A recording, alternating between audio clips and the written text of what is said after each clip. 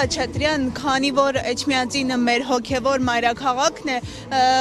ինչ կասեք իշխանությունների այս հարձակումը, մենք ամեն օր արթնանում ենք այն սպասումով, որ հնարավոր է վարչապետը որոշի հենց այդ օրը Էջմիածնում հոգևոր իր կոչած հոգևոր հավաքը կազմակերպի, եթե դուք դառնաք համայնքապետ ու այդ օրը գա, ձեր քայլերը ինչպիսին կլինեն։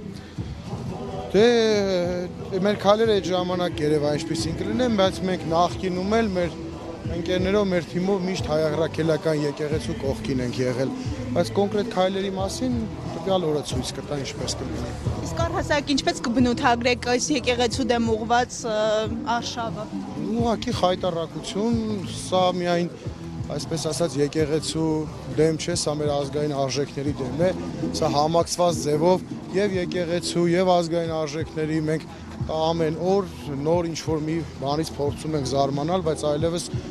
այսօրվա իշխանությունների քայլերի մեջ զարմանալու ոչինչ չկա։ Ես ինքս այլևս չեմ զարմանում։ Չեմ զարմանում, որովհետեւ այդ քայլերն իրենց կողմից են արվում։